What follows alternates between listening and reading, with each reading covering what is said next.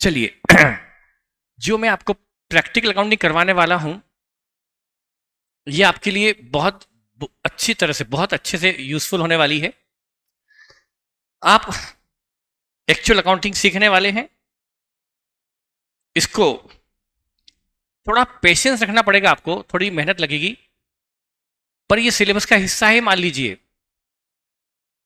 Even जो chapter है financial statement of company, उसमें तो यही काम आने वाला है, बहुत काम आने वाला है। इसलिए इसको थोड़ा सा आप पेशेंस से डील कीजिएगा। चलिए, तो मैं आपको एक बुकलेट दिया हूं, इसमें आपको पेज नंबर 2 पर केस बुक दी गई है, पेज नंबर 2 पर केस बुक दी गई है। हाँ, पेज नंबर 3 पर 3 है क्या? अच्छा, मेरे इसमें 2 है। ओ ठीक है, ये केस बुक है। फिर बैंक बुक है, बैंक बुक भी है जिसमें लिखे जाते हैं चेक से हुए ट्रांजैक्शन। फिर आपको दिया है लेजर, जिसमें सारे अकाउंट खोले जाते हैं। अब आप देखिएगा, मैं इसमें टाइम जरूर लूंगा, लेकिन आपका अकाउंट इससे कुछ डेफिनेटली परफेक्ट होगा। ये लेजर अकाउंट खुले हुए हैं, इसमें हमें सिर्फ पोस्टिंग करनी होगी। फिर आपको परचेज डे बुक दिया हुआ है, परचेज डे बुक में सिर्फ लिखे जाते हैं क्रेडिट ट्रांजैक्शन, वो ट्रांजैक्शन जो क्रेडिट परचेज हुई है वो लिखी जाती है परचेज बुक में, और कैश परचेज लिखी जाती है कैश बुक में। फिर आपका सेल डे बुक, यहां लिखी जाती है आपकी क्रेडिट सेल। उसके बाद सेल्स रजिस्टर, सेल रिटर्न। अब आजकल इसकी मैं बताऊंगा, सेल रिटर्न और सेल परचेज रिटर्न और बिल्स रिसीवल, बिल्स पेबल, हम इसकी जरूरत नहीं समझते। जनरल प्रॉपर, जब ट्रांजेक्शन किसी और प्राइमरी रिकॉर्ड में ना आ पाए, किसी और प्राइमरी में, तो उसको लिखा जाता है थ्रू जनरल प्रॉपर में लिखा जाता है। और फिर इधर आपका ट्रायल बैलेंस ईयर एंड में टीबी बनाया जाता है, और फिर बनाया जाता है ट्रेडिंग P&L और बैलेंस शीट। ये जो मैं आपको करवा रहा हूं डेफिनेटली इंडिया में कहीं भी नहीं होता, मेरा चैलेंज है, कहीं भी नहीं होता। ये प्रैक्टिकल अकाउंटिंग जो मैं आपको करवाने जा रहा हूं, जिससे आपका अकाउंट का बेस अच्छा बनेगा और वो मुझे आगे बहुत सपोर्ट करेगा। ठीक है, तो चलिए, और मैं क्वेश्चन बना के भी नहीं लाया, क्योंकि मैं आपको क्वेश्चन बोलते जाऊंगा ट्रांजैक्शन और हम उसकी पोस्टिंग करते जाएंगे। आपको तो सिर्फ सीखना है। मैं कंपनी की बुक्स बना रहा हूं, मैं एक कंपनी की बुक्स बनाने जा रहा हूं ठीक है, और मैं एक नई कंपनी की बुक्स बना रहा हूं, न्यू कंपनी, एकदम न्यू। इससे बेटा आपको बहुत सारी चीजें क्लियर होगी जो आगे काम आने वाली है। तो मैं स्टार्ट करता हूं। सबसे पहले कंपनी बनी, कंपनी की बुक्स ऑफ अकाउंट अभी कोरा कागज है, लेकिन हम इससे शुरुआत करने वाले हैं कि किस तरह से। सबसे पहले और मैं इतनी डीप में भी नहीं जा रहा हूं कि बिल्कुल मतलब बहुत ही, एक्चुअली सबसे पहले मैं एक लाता हूं, कंपनी ने 10 लाख रुपए की कैपिटल इशू की, 10 लाख रुपए के शेयर्स इशू किए। कितने के? 10 लाख के। तो क्या एंट्री होगी? और हमेशा शेयर की मनी बैंक से आती है, चेक से आती है, कभी कैश में अलाउड, और वो मनी जो आती है शेयर होल्डर से, उसको कई समय तक अलग रखना पड़ता है, उस मनी को अलग अकाउंट में रखना पड़ता है, जब तक कि शेयर अलॉटमेंट ना हो कंपनी उस मनी को यूज नहीं कर सकती, तो वो मनी अलग रखी होती है। तो सबसे पहले मैं क्या कर रहा हूं, पहले मैं शेयर इशू कर रहा हूं इजी करने के लिए, ताकि मेरे पास कुछ फंड आ जाए तो मैं कुछ काम करूं। तो सबसे पहले 10 लाख के यदि शेयर्स इशू हुए हैं तो बैंक अकाउंट में होगा डेबिट, और चूंकि ये ट्रांजैक्शन चेक से हुआ है तो बैंक में लिखा जाएगा। और चीजें एक बार प्राइमरी में आ गई फिर सीधी पोस्टिंग हो सकती है, तो हम बैंक बुक में लिखेंगे बैंक टू शेयर कैपिटल, यहां लिखेंगे टू शेयर कैपिटल, यहां लिखेंगे आप to equity share capital. 10 lakh rupees यहां बैंक में होगा डेबिट। डबल इफेक्ट देते जाएंगे और आप सीखेंगे डबल इफेक्ट क्या होता है। पहले मेरा चैप्टर हुआ करता सिंगल एंट्री, जिससे मैं आपको डबल इफेक्ट सिखाता था, जिससे मेरा अकाउंट का बेस बनाता था, वो चैप्टर हट गया, इसलिए मुझे ये करवाना बहुत जरूरी है। बैंक में 10 लाख, और आप जानते हैं डबल इफेक्ट होते बैंक में डेबिट होगा, और अब लेजर में पोस्टिंग हो सकती है क्योंकि हमने प्राइमरी रिकॉर्ड में लिख लिया है। तो बैंक में होगा डेबिट और इक्विटी शेयर कैपिटल में होगा क्रेडिट। तो यहां क्या लिखूंगा, एक लेजर में अकाउंट खुलेगा लेजर में अकाउंट खुलेगा इक्विटी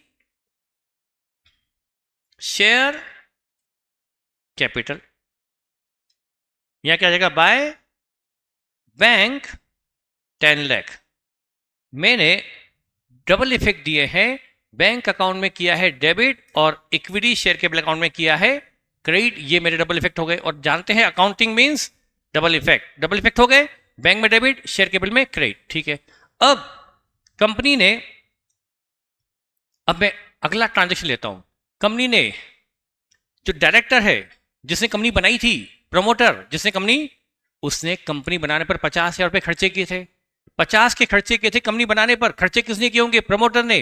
तो कंपनी ने उसको 50,000 के खर्चे चेक से रीइंबर्स कर दिए। उसको चेक दे दिया, किसको, cheque issued to promoter for reimbursement of expenses of company formation. Company formation कौन करवाया, प्रमोटर। खर्चे किसने किए, प्रमोटर ने।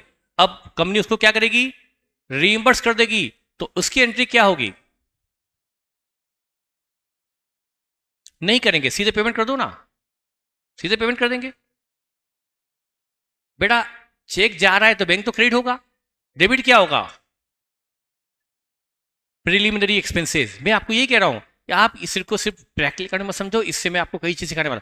ये जो खर्चे होते हैं इसको क्या नाम देते हैं, प्रारंभिक व्यय, that is called preliminary expenses. क्या नाम होता है, प्रिलिमिनरी एक्सपेंसेस, यानी प्रारंभिक व्यय। अब ये एक्सपेंसेस मैं आपको बोल रहा हूं, तो हम अब क्या करेंगे, चूंकि चेक से पेमेंट हुआ है तो बैंक में लिखेंगे बाय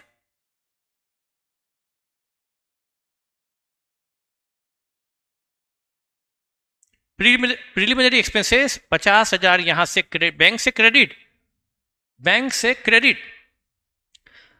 और एक अकाउंट खुलेगा लेजर में,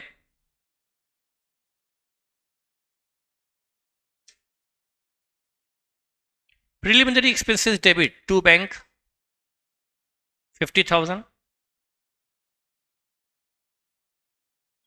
ध्यान रखिए, आप जिस बेच में जल्दी ही मर्ज होने वाले हैं, बहुत अच्छी बेच है, किस्मत है मेरी कि अच्छे बच्चे पढ़ने वाले उस बेच में।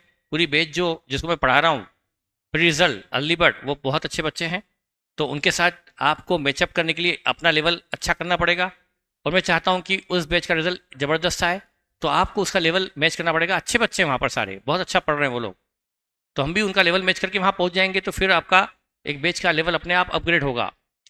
तो उसमें मेरा चैप्टर शुरू हो गया है, यहाँ मैं बेसिक पढ़ा रहा हूँ, उनको बेसिक पढ़ा चुका हूँ, ये वहाँ चैप्टर शुरू हो गया। वो चैप्टर खत्म होते ही मैं अगले चैप्टर में आपको मर्ज कर दूंगा। तो ठीक है, हमने 50,000 के प्रिलिमिनरी एक्सपेंसेस को बैंक से किया क्रेडिट और प्रिलिमिनरी एक्सपेंस में कर दिया डेबिट। अब मैं आपको साथ में, टाइम बहुत लगेगा क्योंकि मैं आपको सिर्फ ये नहीं, अब इसका क्या करें, ये खर्चे कौन से, मैं आपको सब चीज बेसिक बताते आ रहा हूं। ये खर्चे का नेचर क्या है, इस खर्चे का, ये जो खर्चे हुए हैं कंपनी फॉर्मेशन एक्सपेंसेस, कंपनी को बनाने की व्यय, ये खर्चों का नेचर आप जानते हैं या नहीं। ये खर्चे कैपिटल नेचर के हैं या रेवेन्यू नेचर के हैं, या क्या है, क्या है, क्या है, क्या है,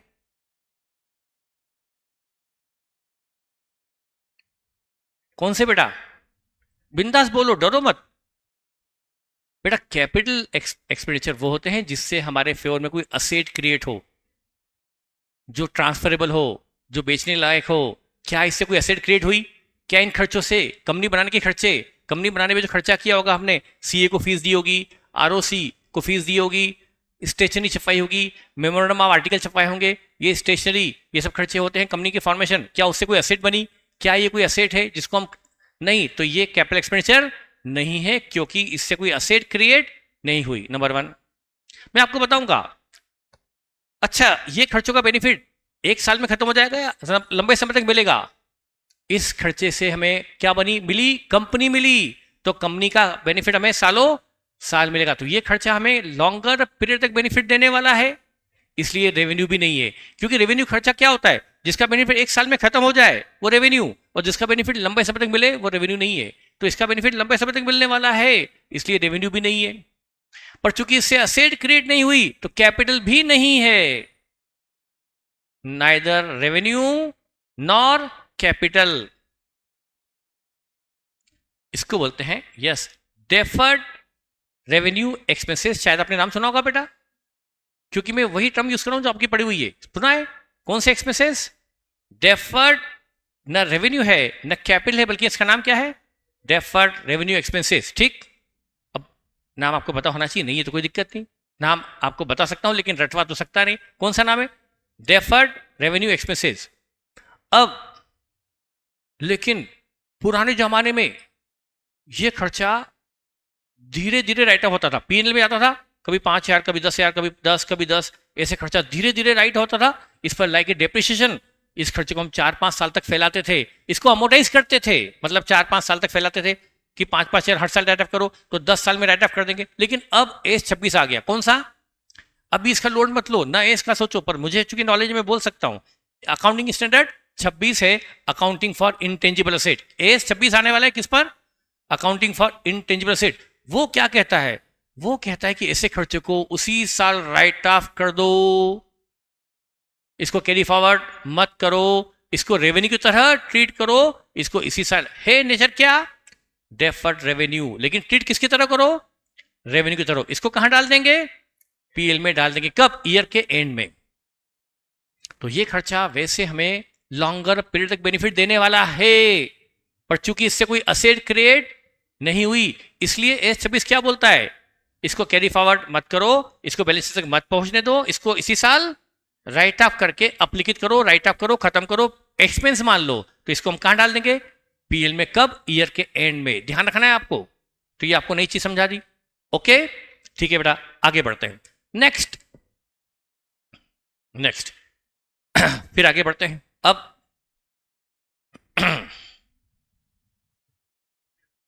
ये हो गया रिगार्डिंग प्रीलिमिनरी एक्सपेंसेस, प्रारंभिक व्यय। ये है एक्सपेंसेस ऑफ इनकॉर्पोरेशन, कंपनी के खर्चे इनकॉर्पोरेशन के। ठीक, अब हाँ बेटा, how expenditure on advertisement will be treated. बेटा एडवर्टीजमेंट दो तरह का होता है, यदि उसका बेनिफिट इस साल ही खत्म हो जा रहा है तो रेवेन्यू, और उसका बेनिफिट लॉन्गर पीरियड तक मिलेगा तो उसको बोलते हैं डेफर्ड रेवेन्यू। उसको भी एस 26 बोलता है राइट ऑफ करो। अब राइट ऑफ करवा देता है एस 26 उसको भी डेफर्ड रेवेन्यू एक्सपेंसेस।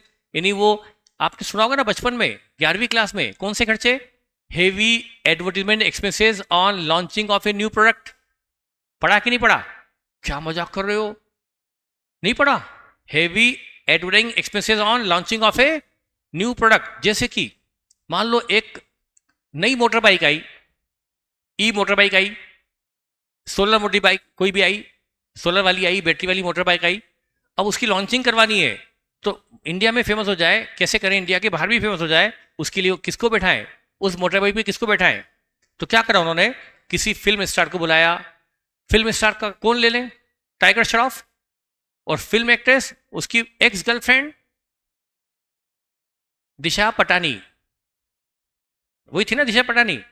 अब 50, ठीक है, 5 करोड़ दिए टाइगर श्रॉफ को और बोला कि भाई तुम्हें मोटर बाइक चलानी है, और पीछे कौन बैठेगा? कि आगे दिशा पटानी बैठेगी, जो भी है पीछे बैठेगी दिशा पटानी। उसको दिया भाई तुम्हें 4 करोड़ देंगे, 9 करोड़ तुमको दिए, बाकी मिलाकर कुल लॉन्चिंग पर 20 करोड़ खर्चा कर दिया।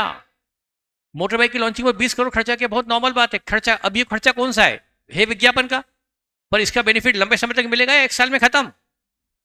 एक बार मोटर बाइक लॉन्च हो गई तो सालों साल मोटर बाइक का ब्रांड बना रहेगा। तो ये खर्चा है लॉन्गर पीरियड के लिए, पर इससे कोई असेट क्रिएट, तो इसको बोलते हैं डेफर्ड रेवेन्यू एक्सपेंसेस का एग्जाम्पल है वो। उसको भी अब एस 26 क्या बोलता है? खत्म करो, पहले ही साल राइट ऑफ करो। ठीक है, वो भी डेफर्ड रेवेन्यू एक्सपेंस है, ये भी डेफर्ड रेवेन्यू एक्सपेंसेस है। ठीक है बेटा, सौरभ खंडेलवाल जी, ओके आगे ये हो गया। अब ठीक है, अब कंपनी में लेता हूं मैं एक एक करके। कंपनी ने मान लो 4 लाख रुपए का उधार माल खरीदा, goods purchased on credit from ABC limited. इस कंपनी ने एबीसी से कितने का?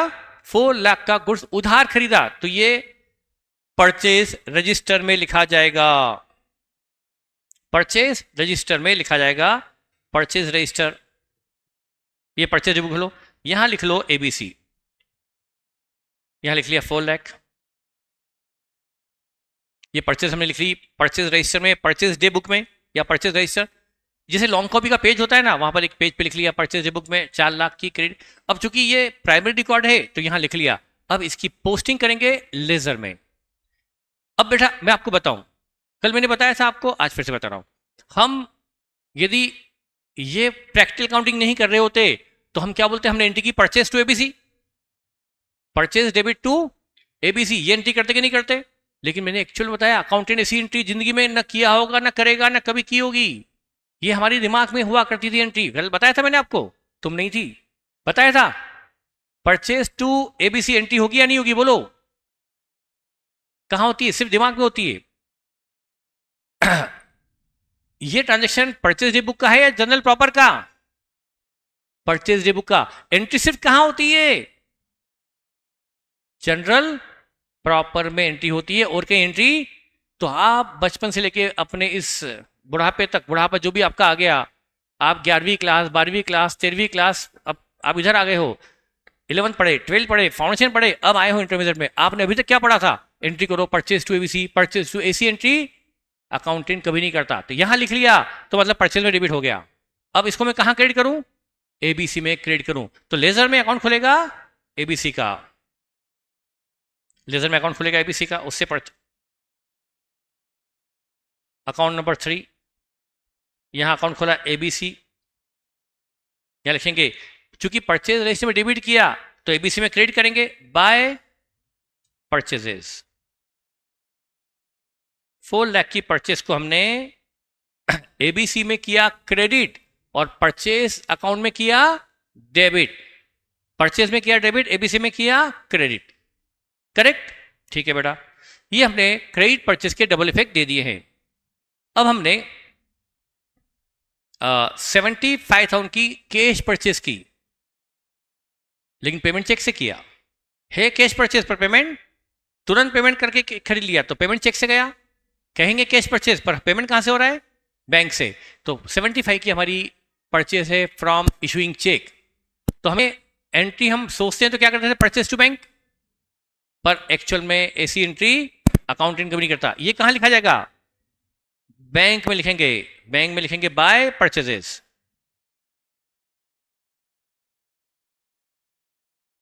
$75,000 बैंक अकाउंट से क्रेडिट, और चूंकि ये कैश परचेज है तो ये परचेज रजिस्टर में नहीं जाएगी, इसके लिए परचेज अकाउंट खोलना पड़ेगा। इस कैश परचेज के लिए चूंकि परचेज रजिस्टर में लिखी जाती है सिर्फ क्रेडिट परचेज, ये तो कैश परचेज है, बैंक से क्रेडिट और परचेज अकाउंट खोलो। अकाउंट नंबर 4, परचेज अकाउंट में टू बैंक 75 की कैश परचेज को परचेज अकाउंट में डेबिट किया और बैंक अकाउंट में क्रेडिट कर दिया। डबल इफेक्ट हो गए। ठीक है।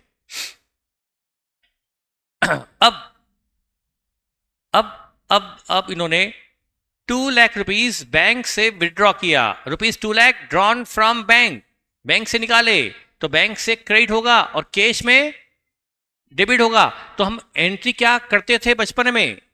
Cash debit, bank credit. Cash बढ़ाएंगे, बैंक कम करेंगे, कैश बढ़ गई, कैश डेबिट। लेकिन ये एंट्री अकाउंटेंट कभी नहीं करता, सिर्फ पोस्टिंग करेगा। प्राइमरी रिकॉर्ड में क्या लिखेगा? बैंक में क्या लिखेगा? By cash ₹2 lakh. 2 lakh rupees bank से निकाला तो बैंक से 2 लाख क्रेडिट करेगा। और जल्दी लिखो बेटा, एक बार यदि छूट गया तो पूरा। बैंक से क्या करेगा? क्रेडिट, और कैश में क्या करेगा? डेबिट। ये कैश बुक लिखेगा to bank. 2 lakh rupees bank से विड्रॉ किया गया तो कैश अकाउंट में 2 लाख रुपीस डेबिट हुआ और बैंक में 2 लाख रुपीस क्रेडिट हुआ। ये डबल इफेक्ट हो गए इस कैश विड्रॉवल के। ओके, ठीक है। अब कंपनी ने, इसी कंपनी ने मान लीजिए फर्नीचर, फिक्सचर, एसी खरीदे। कंप्यूटर, मैं उसको एक नाम देता हूँ फिक्स्ड एसेट। कंप्यूटर हो, फर्नीचर हो, एयर कंडीशनर हो, सबका नाम देता हूँ fixed asset purchase by company. Company ने फिक्स्ड एसेट खरीदी उधार। कंपनी ने फिक्स्ड एसेट खरीदी उधारी में। किससे? एक नाम है फर्नीचर हाउस। शॉप का नाम क्या है? फर्नीचर हाउस से उसने 1.5 लाख रुपए का उधार फर्नीचर, मशीनें वगैरह खरीदी। फर्नीचर, एसी वेसी खरीदा 1.5 लाख का उधार। क्योंकि उधार परचेज है तो कैश बुक में नहीं आएगी, बैंक बुक में भी नहीं आएगी, परचेज रजिस्टर में भी नहीं आएगी, क्योंकि परचेज रजिस्टर में क्रेडिट परचेज ऑफ गुड्स आती है और ये तो क्रेडिट परचेज ऑफ असेट है। तो ये न कैश बुक में आएगा, न बैंक बुक में आएगा, न परचेज डे बुक में आएगा। फिर कहां आएगा? जनरल प्रॉपर में आएगा, एंट्री होगी fixed asset debit to furniture house. अब आप यूज करो journal proper. Journal proper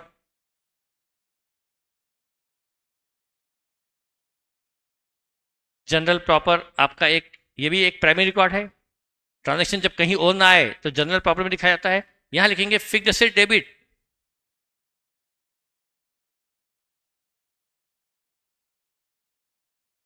fixed asset 150 से debit to furniture house 150 credit, entry कर दी। जनरल कोई भी एंट्री प्राइमरी में आए बगैर लेजर में पोस्टिंग कभी नहीं होती। लेजर में कभी सीधे पोस्टिंग नहीं होती, पहले एक चीज आना चाहिए प्राइमरी में, फिर वहां से होती है पोस्टिंग। अब हमको दो अकाउंट खोलने पड़ेंगे, फिक्स्ड एसेट भी खोलना पड़ेगा और फर्नीचर हाउस भी खोलना पड़ेगा। अब हम लेजर में ये एंट्री करेंगे जनरल प्रॉपर में, इसके बाद पोस्टिंग करेंगे। अब हम लेजर अकाउंट में पोस्टिंग करते हैं दो, फर्नीचर भी और फिक्स्ड एसेट भी। और तो लेजर में अकाउंट खुलेगा अकाउंट नंबर 5 फिक्स्ड एसेट, यहां लिखेंगे to furniture house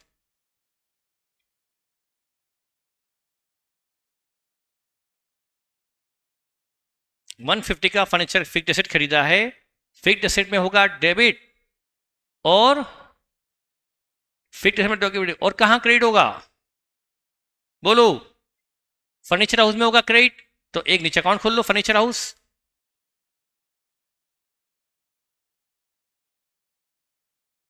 buy furniture buy fixed asset 150। तो पहले जनरल प्रॉपर में एंट्री की गई, फिर पोस्टिंग की गई, फिक्स्ड एसेट में डेबिट और फर्नीचर हाउस में क्रेडिट। ये डबल इफेक्ट हो गया। डेबिट क्रेडिट समझ में आ रही है आपको? ठीक है, ये भी हो गया। अब ठीक है, अब ये भी एक क्रेडिटर है, ये भी एक क्रेडिटर है, पर ये क्रेडिटर फॉर गुड्स है या क्रेडिटर फॉर असेट है? ये ट्रेड क्रेडिटर नहीं है, क्रेडिटर है पर it is not trade creditor, although it is creditor but it is not trade creditor. समझ में आ गया? It is creditor for asset. Trade creditor किसको कहते हैं? क्रेडिटर फॉर गुड्स हो उसको बोलते हैं ट्रेड, ये तो क्रेडिटर फॉर असेट है। ठीक है बेटा, आगे बढ़ते हैं। अब हमने मान लो गुड्स हमारे पास आ गया था ना, गुड्स उधार खरीदा कितने का? 4 लाख का, और 75 का भी गुड्स खरीद लिया था। अब लेता हूं मैं, हमने कैश सेल की, कैश सेल की है 80,000 की कैश सेल की। तो कैश सेल कहां आएगी? कैश बुक में। तो कैश बुक में लिखेंगे कैश सेल, कैश सेल की है, यहां आएगी टू सेल्स 80,000 कैश सेल की। तो कैश सेल कैश बुक में आएगी, कैश बुक में डेबिट। और चूंकि ये कैश सेल है तो क्या सेल रजिस्टर में जाएगी या कैश सेल अकाउंट में? सेल अकाउंट खोलना पड़ेगा, लेजर में वहां लिखेंगे। तो कैश बुक में डेबिट और सेल अकाउंट में क्रेडिट करने के लिए हमें सेल अकाउंट खोलना पड़ेगा। तो हमने अकाउंट नंबर 7 सेल अकाउंट खोल दिया, अकाउंट नंबर 7, और यहां लिख दिया बाय कैश। 80,000 की कैश सेल को हमने सेल अकाउंट में किया क्रेडिट और कैश अकाउंट में किया डेबिट, करेक्ट। अब हमने 350 का 3,50,000 का उधार माल बेचा। मान लीजिए मोहनलाल एंड सन्स को, मोहनलाल एंड सन्स एक ऑर्गेनाइजेशन है, उसको हमने 350 का उधार माल बेचा। उधार बेचा है तो कहां आएगा? सेल डे बुक में आएगा। तो सेल डे बुक लो, सेल डे बुक में लिखा जाएगा। क्योंकि क्रेडिट सेल है तो सेल डे बुक में आएगी, यहां लिखा जाएगा मोहन एंड, क्या लिखा था? मोहन, क्या नाम मैंने याद आया वो भी अब, ठीक है। 350 की क्रेडिट सेल को हमने लिख दिया सेल डे बुक में 350 मोहनलाल एंड सन्स। तो 350 हमने सेल अकाउंट में क्रेडिट कर दिया, मोहनलाल सन्स में डेबिट करना पड़ेगा। हमें मोहनलाल का अकाउंट खोलकर वहां पोस्टिंग बांधनी पड़ेगी। तो हमने सेल में लिख दिया, सेल रजिस्टर में लिख दिया। अब इसको मोहनलाल एंड सन्स का अकाउंट खोलकर वहां डेबिट देंगे। ये सेल में लिखना मतलब सेल में क्रेडिट कर दिया। अकाउंट खोलो लेजर में मोहनलाल एंड सन्स का, account number 8 Mohanlal and sons to sales 350।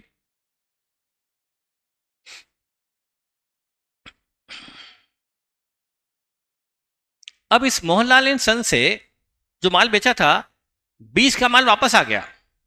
20 का माल सेल रिटर्न। सेल रिटर्न को हम उधार वाली मानते हैं, हमेशा कैश वाली नहीं मानते। Cell return from Mohanlal. अब सेल 20 की सेल रिटर्न हो गई। अब मैं क्या करूं?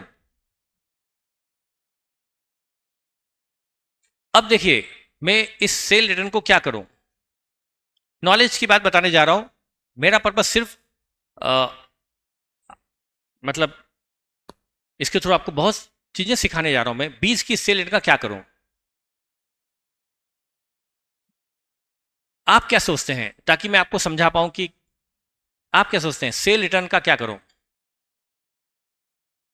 सेल रिटर्न डे बुक में लिखूं? जैसे सेल डे बुक है, परचेज डे बुक है, ऐसे सेल रिटर्न बुक भी तो हो सकती है। पर मेरी बात सुनो, सुनना चाहोगे? बेटा देखिए, मान लो हमारे ऑर्गेनाइजेशन में सेल रिटर्न है ना, साल में 2-4 ही होती है बस। 2-4 सेल रिटर्न होती है बस। तो उसके लिए मैं पूरी एक रजिस्टर रखूं। सेल रिटर्न बुक भी बन सकती है। यदि मेरे यहां सेल रिटर्न साल की 200-300 होती है तो मैं उसका एक रजिस्टर रख सकता हूं। जैसे मैंने सेल रजिस्टर रखा है, ऐसे सेल्स रिटर्न रजिस्टर भी रख सकता हूं और उसमें लिख लूंगा सेल रिटर्न को। पर साल में 2-4 सेल होती है, क्या उसके लिए मैं पूरी लॉन्ग कॉपी यूज करूंगा? फिर सेल डे बुक नहीं बना रहा हूं। तो मैं सेल डे बुक नहीं बनाना चाहता, क्योंकि मेरे यहां सेल रिटर्न के साल भर में 2-4 ट्रांजेक्शन ही होते हैं। अब क्या करूं? तो ये समझ में आ गया। तो मैं इसको सेल डे बुक में ना लिखते हुए जनरल, और लिखना तो किसी न किसी प्राइमरी में पड़ेगा, तो कहां लिख लूं? जब सेल डे बुक नहीं है तो मुझे जनरल प्रॉपर के थ्रू इसकी एंट्री पास करनी पड़ेगी। तो मैं कहां लिखूं इसको? जनरल प्रॉपर में इसकी एंट्री लिखूंगा। सेल्स रिटर्न की एंट्री लिखूंगा जनरल प्रॉपर में। तो आपका मैं सेल रिटर्न बुक नहीं खोल रहा, जनरल प्रॉपर में सेल। अब क्या करूं? 20,000 कहां डेबिट करूं बोलो? मैं आपको हर बार कुछ नई चीज सिखाऊंगा। अब आप सही हो, पर मेरी बात सुनना, लिखना मत, लिखना मत। जैसे आपने कहा सेल रिटर्न, अभी लिखना मत। Sale return to Mohanlal and sons. अब मुझे मेरी किताबों में सेल रिटर्न अकाउंट भी खोलना पड़ेगा, एक नया अकाउंट खोलना पड़ेगा सेल रिटर्न लेजर में। पर यदि मेरा डायरेक्टर, मैं अकाउंटेंट हूं, मैं एंट्री कर रहा हूं, मेरा डायरेक्टर, मेरा ऑनर सेल रिटर्न की इंफॉर्मेशन अलग से चाहता है कि साल भर में कितना माल वापस आया मुझे बताओ, वो डेटा कलेक्ट करना चाहता है कि साल भर में कितनी सेल रिटर्न हुई है, तो मुझे फिर सेल रिटर्न अकाउंट खोलना पड़ेगा और सेल रिटर्न अकाउंट बनाकर उसमें पता पड़ेगा कि साल भर में कितनी सेल रिटर्न हुई। पर मेरा डायरेक्टर बोलता है, मेरा ऑनर बोलता है कि भाई साल भर में 2-4 बार तो सेल रिटर्न होती है, उसके लिए क्यों एक नया अकाउंट खोल रहे हो? क्यों एक सेल रिटर्न अकाउंट खोल रहे हो? मत खोलो, हमें नहीं चाहिए एक नए अकाउंट का हेडेक। तो सीधे सेल को ही डेबिट कर दो ना। समझ में आया कि ऊपर से गया? मैंने कहा मैं आपको बहुत कुछ सिखाने वाला हूं, बस आपके सीखने की इच्छा होना चाहिए। क्यों नहीं, क्या नहीं, सब विथ रीजन बता रहा हूं। थोड़ा अपने आप को, हमारा मेंटल लेवल धीरे धीरे अपग्रेड करो। तो मैं, मेरा डायरेक्टर या ऑनर क्या चाहता है कि सेल रिटर्न अकाउंट की मुझे जरूरत, मुझे सेल रिटर्न की इंफॉर्मेशन नहीं चाहिए। तो फिर मैं क्या करूंगा? जब 20 का माल वापस आ गया तो सेल को ही कम कर दूं ना। तो मैं सेल रिटर्न अकाउंट क्यों खोलूं, बजाय क्या करूं, सेल्स को ही डेबिट कर दूं। समझ में आया? तो मैंने एंट्री क्या मारी? Sales to Mohanlal and sons. हर चीज के पीछे रीजन होता है। तो मैंने ये एंट्री मारी, sale to Mohanlal and sons. तो मैं उल्टी एंट्री कर दूंगा, सेल कम कर दूंगा, मोहनलाल सन से लेना भी कम कर दूंगा, सेल को डेबिट कर दूंगा, और अब मैं जो सेल 350 से बढ़ाई थी उसको कम कर दूंगा।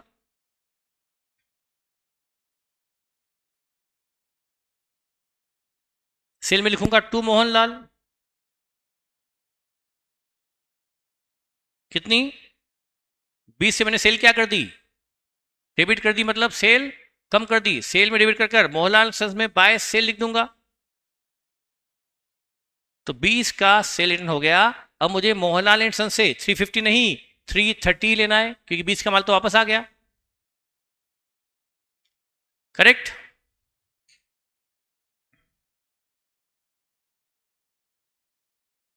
अब मुझे इस मोहनलाल एंड सन्स ने 1 लाख का पेमेंट मुझे उससे जल्दी चाहिए था, 1 लाख का पेमेंट मुझे अभी चाहिए था, बाकी बाद में। लेना कितना है? 330। 1 लाख मुझे उससे चाहिए था अभी, मैंने उसको टाइम दिया। अब वो पेमेंट मुझे करने वाला था, उसने कहा कि यार तुम ऐसा करो, ये पेमेंट में करने वाला था 10 दिन बाद, पर मैं अभी कर देता हूं, तुम मुझे यदि 1 लाख में से 2,000 का डिस्काउंट देते हो तो मैं तुम्हें पेमेंट अभी कर देता हूं। वैसे मुझे मोहनलाल पेमेंट कब करने वाला था? 10 दिन बाद।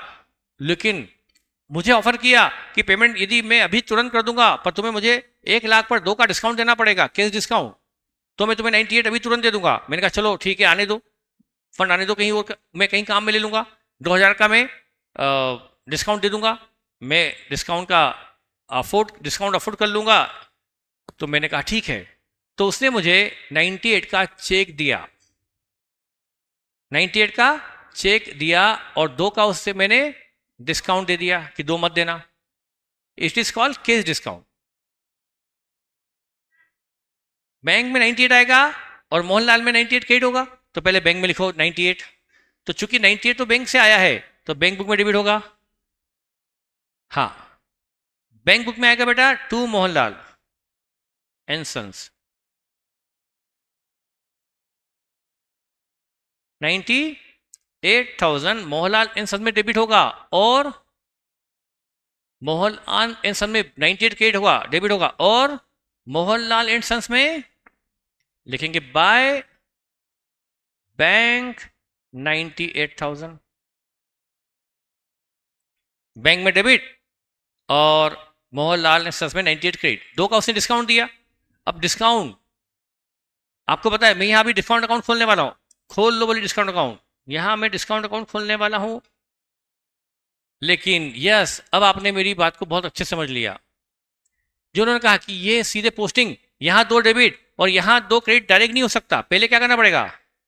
जनरल प्रॉपर में एंट्री किए बगैर आप पोस्टिंग नहीं कर सकते। तो पहले इस डिस्काउंट को कहां लिखना पड़ेगा? जनरल प्रॉपर में, वहां एंट्री होगी discount to Mohanlal and sons, journal proper में एंट्री होगी।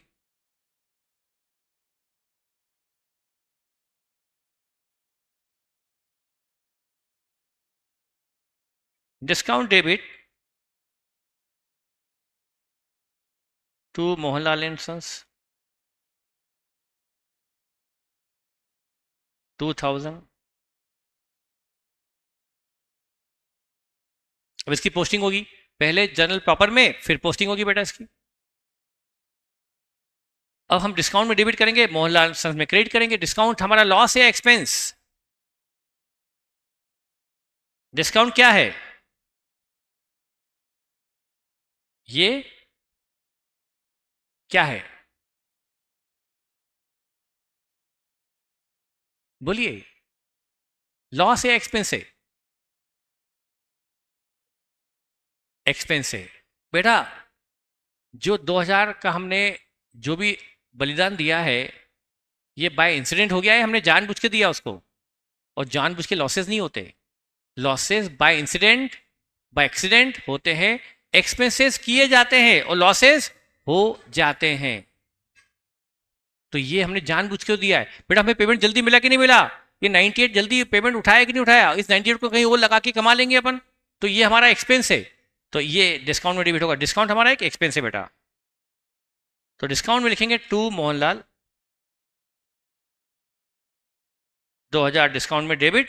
चूंकि जनरल प्रॉपर में एंट्री हो चुकी है तो हम पोस्टिंग कर सकते हैं।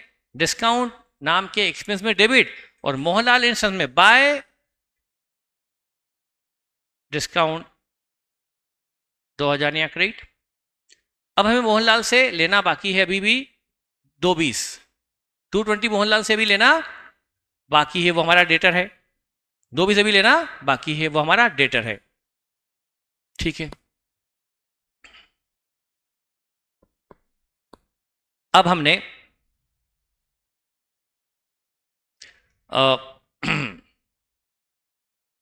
हमने फर्नीचर खरीद लिया, फिक्स्ड एसेट खरीद ली है, गुड्स उधार भी खरीद लिया है, परचेज भी हमारी एक उधार भी हो गई है, नगद भी हो गई है, और अब हम खर्चे कर लेते हैं कुछ और। डिस्काउंट भी हमने बुक कर लिया, और ठीक है। अब एक और लेता हूँ, हमने 40,000 का माल बेचा, 40 का माल और बेचा उधार, 40 का माल बेचा उधार किसी रोहन को। उधार माल बेचा है तो सेल डे बुक में आएगा। इसके आगे की मैं कहानी बताता हूँ आपको। हमने सेल डे बुक खोलो, सेल डे बुक, वहां रोहन को सेल है उधार, लिखी जाएगी सेल रजिस्टर में, क्योंकि उधार है। सेल रजिस्टर, रोहन सेल की 40,000, तो लिख दी सेल डे बुक में, क्योंकि क्रेडिट सेल है, हमने लिख दी सेल डे बुक में। सेल डे बुक में 40,000 क्रेडिट कर दिया, मतलब लिख दिया सेल में। अब इसकी पोस्टिंग करेंगे रोहन में, तो हमने रोहन के अकाउंट खोलेंगे, वहां सेल में क्रेडिट किया, रोहन में डेबिट करेंगे।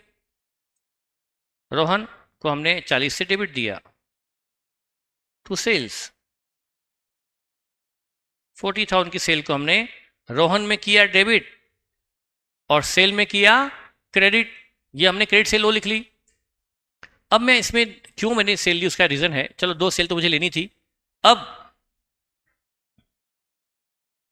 ये जो सेल है इससे हमें 40 लेना है। अब ये लेने के कुछ समय बाद जब पेमेंट लेने का मौका आया, Rohan declared insolvent, Rohan declared insolvent and A dividend of 75 पैसा, ए डिविडेंड ऑफ 40 पैसा रिसीव्ड। क्या बोला? Rohan declared insolvent and A dividend of 40 पैसा received from Rohan. Rohan court ने बोल दिया भैया दिवालिया, हाथ खड़े कर दिए, नहीं देगा।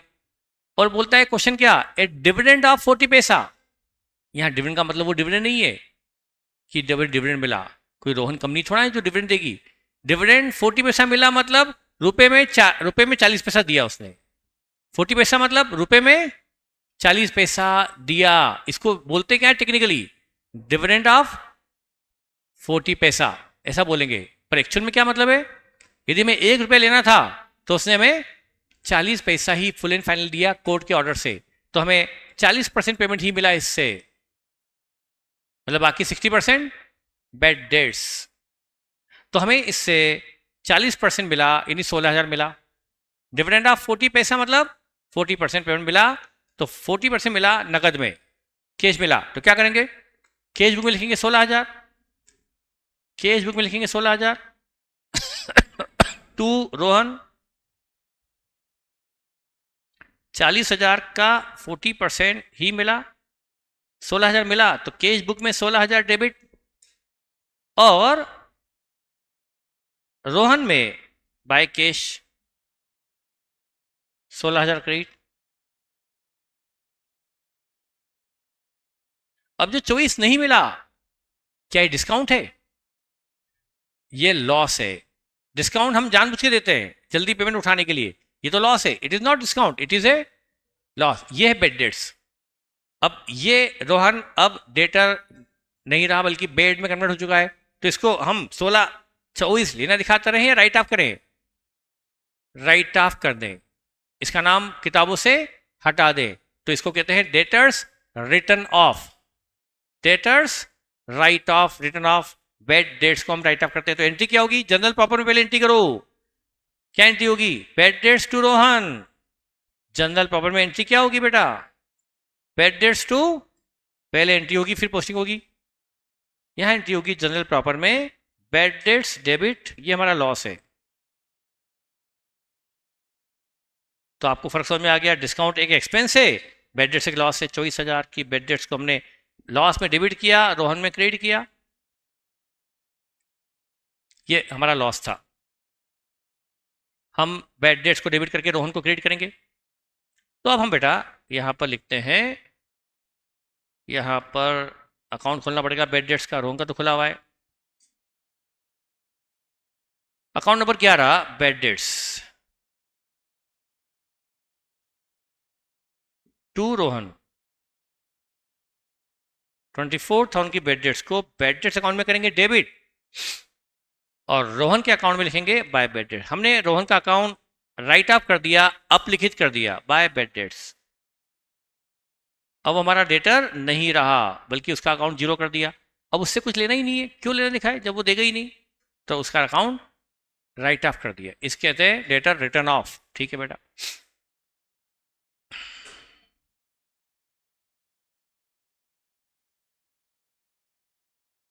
ये भी हो गया।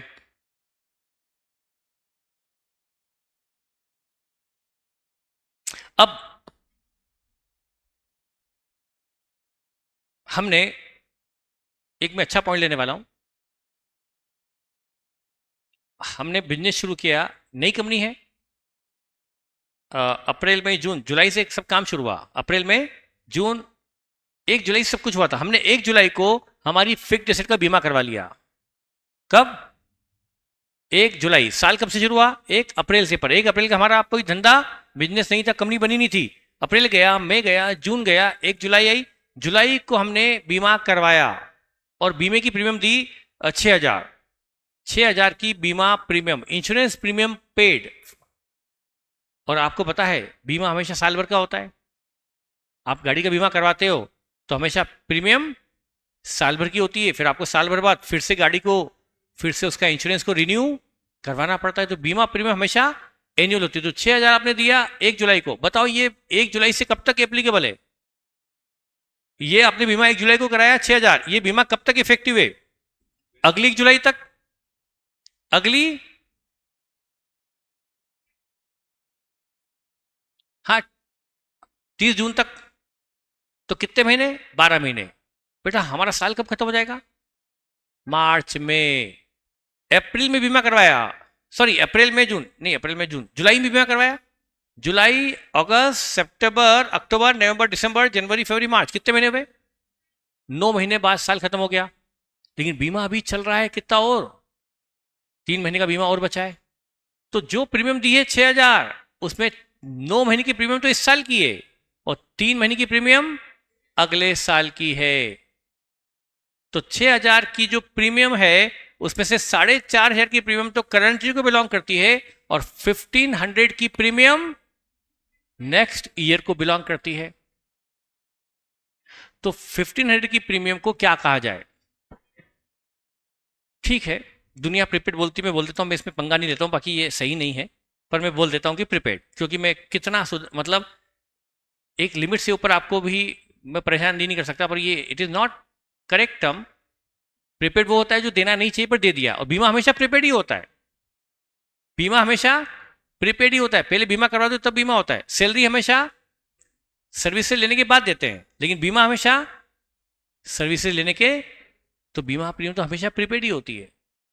तो 3 महीने का जो इंश्योरेंस है उसको बोलते हैं अनएक्सपायर्ड इंश्योरेंस प्रीमियम। क्या बोलते हैं उसको? प्रीपेड बोलना गलत है, सही टर्म क्या है? वो बीमा जो अभी खत्म नहीं हुआ, एक्सपायर नहीं हुआ, जिसका बीमा भी चल रहा है। 9 महीने का बीमा खत्म हो गया, 3 महीने का बीमा भी चल रहा है, तो 3 महीने की प्रीमियम को क्या बोलते हैं?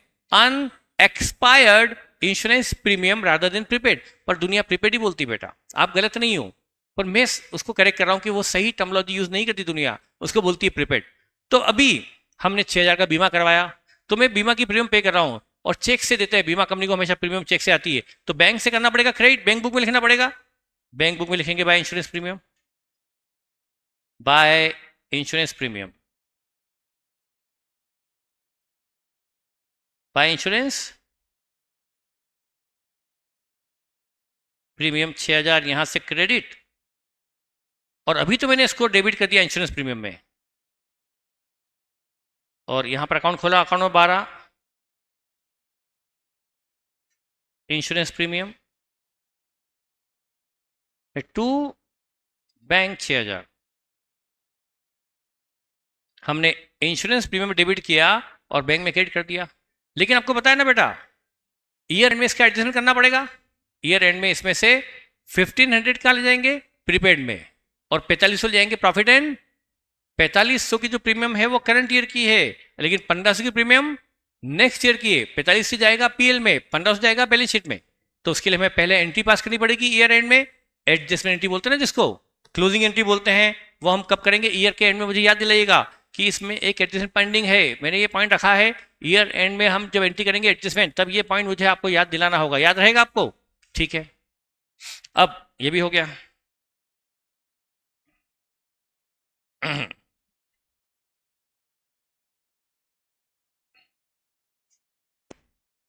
अब एक होता है मीटिंग फीस। मैंने कहा ना, इसके बारे में आपको कहीं नई नई चीज सिखा रहा हूं। मीटिंग फीस, डायरेक्टर समझते हो आप लोग? डायरेक्टर, एक होता है होल टाइम डायरेक्टर। मैंने कहा ना आपको, मैं अकाउंटिंग के साथ साथ बहुत कुछ सिखाना चाहूंगा। एक होता है होल टाइम डायरेक्टर, एक होता है पार्ट टाइम डायरेक्टर, एक होता है सिर्फ डायरेक्टर। फॉर एग्जाम्पल, आप शेयर होल्डर हो, एक कंपनी बने आप लोगों ने काम करने के लिए, पर आप तो शेयर होल्डर हो, आप तो काम करोगे नहीं। आपने मुझे अपॉइंट किया कि ये लो 2 करोड़ का पैकेज और हमारी कंपनी संभालो, तो मैं आपकी कंपनी में आ गया पैकेज पर।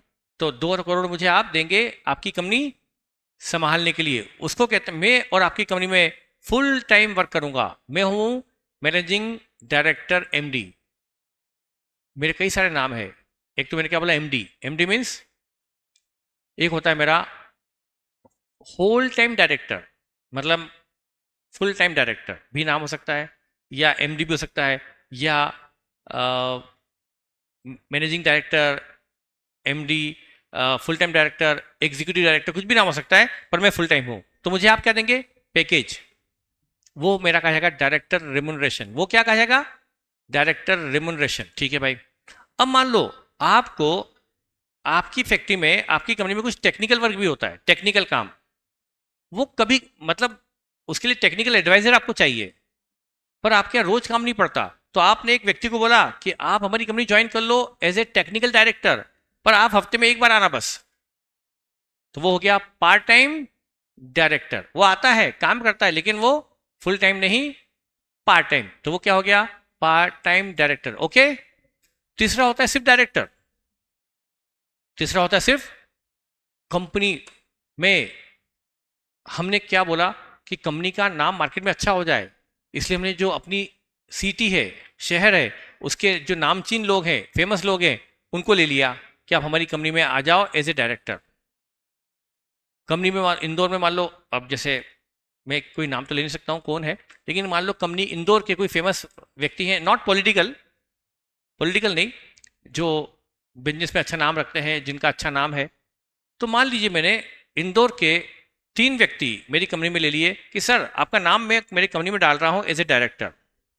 आपको न फुल टाइम आना है, न पार्ट टाइम आना है, कोई काम नहीं देखना आपको हमारा, सिर्फ कम नाम ही काफी है। हाँ, जब हम डायरेक्टर मीटिंग करेंगे साल में 4 या 5 या 6 या 7 बार करेंगे साल में, सर उसमें आप मीटिंग अटेंड करने आ जाना बस कभी कभी। और मीटिंग में अटेंड करके जो मुद्दे हम डिस्कस करें कंपनी के लेकर लॉन्ग टर्म प्लानिंग, उसमें आप थोड़ा सा हमें सलाह दे देना। तो वो हो गए ओनली डायरेक्टर। तो एक होता है फुल टाइम डायरेक्टर जो दिन रात कंपनी का काम संभालता है, फुल टाइम कंपनी देखता है। एक होता है पार्ट टाइम डायरेक्टर, और एक होता है ओनली डायरेक्टर जो कभी कभार कंपनी की मीटिंग अटेंड करने आता है, कंपनी के डे टू डे अफेयर में उसका कोई रोल नहीं होता। मैं जो हूं फुल टाइम डायरेक्टर, आप मुझे क्या देंगे? Remuneration, salary. जो पार्ट टाइम हफ्ते में एक दिन आपके दिन भर बैठता है, उसको भी आपको पेमेंट देना पड़ेगा, उसको भी आप देंगे डायरेक्टर रेम्युनरेशन, लेकिन वो पार्ट टाइम होगा। लेकिन जो कभी कभार आते हैं कंपनी सिटी के फेमस नामचीन लोग, जिनको आपने सिर्फ नाम की खातिर रखा है और आपके डिसीजन मेकिंग में वो शायद थोड़ी मदद करे, वो मीटिंग अटेंड करने के दिन आते हैं बस। जब कंपनी में एजीएम होगी, मीटिंग होगी डायरेक्टर की, उसमें आएंगे, नाश्ता पानी करेंगे और चले जाएंगे। 2-1 घंटे बैठेंगे, बातचीत करेंगे और थोड़ा बहुत एडवाइस देंगे और चले जाएंगे। वो होते हैं ओनली डायरेक्टर। उनको क्या देंगे अपन? उनको ये सैलरी नहीं देंगे, उनको देखते हैं, और वो इतने नामचीन लोग हैं कि उनको हम मीटिंग अटेंड करने की फीस नहीं, हाँ उसको मीटिंग फीस बोलते हैं, एक्चुअल में जो आने का उनका रीइंबर्समेंट है, वो आए, उनका पेट्रोल लगा होगा, उनका ड्राइवर आया होगा, उनके कुछ खर्चे हुए होंगे, उन खर्चों के रीइंबर्समेंट के लिए उनको क्या देते हैं? Meeting fees. क्या बोलते हैं? मीटिंग फीस भी बोलते हैं, सिटिंग फीस भी बोलते हैं, और उसका नाम फीस होता है, उसको रेम्युनरेशन नहीं बोलते। वो क्या बोलते हैं? Meeting fees. तो कोई जो डायरेक्टर कंपनी की मीटिंग अटेंड करता है, तो मीटिंग, और कौन सा डायरेक्टर? अच्छा, जो एमडी है, क्या वो भी घर से मीटिंग अटेंड करने अलग से आ रहा है, या वो तो रोज ही आता है, उसको तो सैलरी मिल रही है रोज आने की, क्या वो अलग से मीटिंग में आ रहा है? नो। कौन मीटिंग में अलग से आ रहा है? Only director. उसको मीटिंग अटेंड करने की फीस दी जाती है। तो मीटिंग अटेंड करने की फीस को क्या बोलते हैं? मीटिंग फीस या सिटिंग फीस। ये टर्म्स आपके लिए सब जानना जरूरी है जो काम आने वाली है, मीटिंग फीस या सिटिंग फीस। तो मैं यहाँ पर एक ले लेता हूँ एग्जाम्पल, एक मीटिंग फीस का भी डाल देता हूँ मैं, क्योंकि आपको आगे की सारी चीजें फेमिलियर भी। तो मान लो हमने डायरेक्टर को 8,000 रुपये की फीस दी। कौन सी फीस? मीटिंग फीस दी चेक से। तो बैंक में आएगा, बैंक में लिखेंगे बाय, बैंक में by meeting fees, meeting fees, या इसको बोलते हैं सिटिंग, सिटिंग फीस भी बोलते हैं, मीटिंग फीस भी बोलते हैं। फीस बढ़ाता है। ये हमने 8,000 दिया तो यहां बैंक से क्रेडिट, क्योंकि चेक से दिया है, चेक से दिया तो बैंक से क्रेडिट, और एक अकाउंट खोलेगा meeting fees, meeting fees, to bank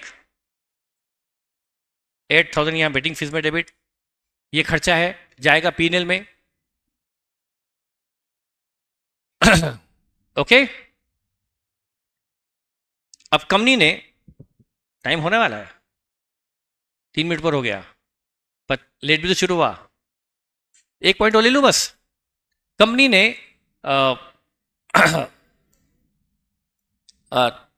3 lakh के डिवेंचर इशू किए, 3 लाख के 8% डिवेंचर इशू किए। डिवेंचर 8% डिवेंचर इशू, मैं चाहता हूं कि डिवेंचर का ब्याज का फंडामेंटल भी क्वेश्चन में कर हो जाए।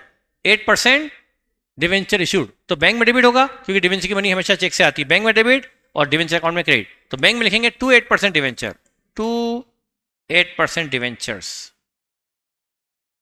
3 लाख रुपीज के डिवेंचर इशू किए हैं 8%। तो ये डिवेंचर इशू किए, मैं डेट डाल देता हूं 1 जुलाई 24, 1 जुलाई 24 को डिवेंचर इशू किए। बैंक में डेबिट, एक डिवेंचर अकाउंट में क्रेडिट, 8% डिवेंचर बाय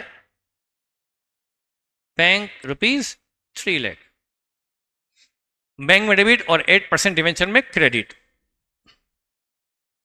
आप खुद देखिएगा बेटा, जब ये हमारा चैप्टर खत्म होगा, ये 4 दिन लगेंगे, तो आप अपने आप को डेफिनेटली बहुत नॉलेजेबल फील करेंगे कि हमने बहुत सारी चीजें इन 4 दिन में सीख ली है, जो हमें फ्यूचर में काम आने वाली है। अकाउंटिंग भी सीख रहे हैं और आगे की टर्मिनोलॉजी भी सीख रहे हैं, और ये आगे जो चैप्टर में चीजें काम आने वाली है उनके एडजस्टमेंट भी सीख रहे हैं।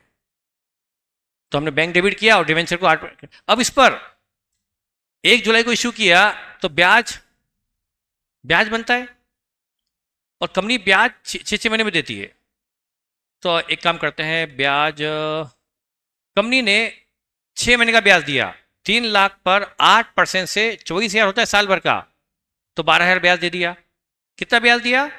12,000 का ब्याज दिया। तो इंटरेस्ट दिया चेक से, तो बैंक से क्रेडिट, बैंक बुक में आएगा इंटरेस्ट दिया, bye interest on debenture, bye interest on debenture 12,000 का ब्याज दे दिया कंपनी ने 6 महीने का।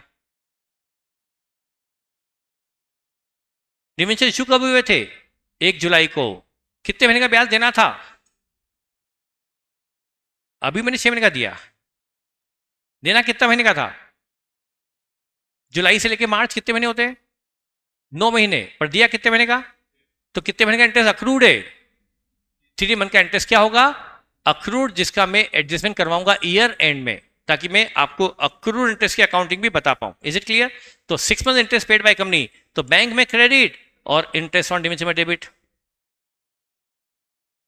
अकाउंट खुल गया, सॉरी एक भूल गया मैं, interest on debenture to bank 12,000,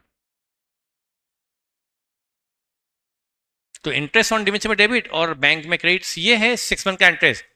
interest 9 महीने का बनना चाहिए था, कंपनी ने अभी 6 महीने का दिया। 3 मंथ का इंटरेस्ट में क्या करने वाला हूं? अक्रूड करने वाला हूं। करेक्ट? ठीक है बेटा, आज के लिए इतना काफी है। समझ में आ रहा है सब कुछ? कोई दिक्कत तो नहीं है? ठीक है, तो अब इसके बाद की बातें हम कल कर लेंगे। ये बुकलेट जरूर लाएगा कल, बराबर? Thank you.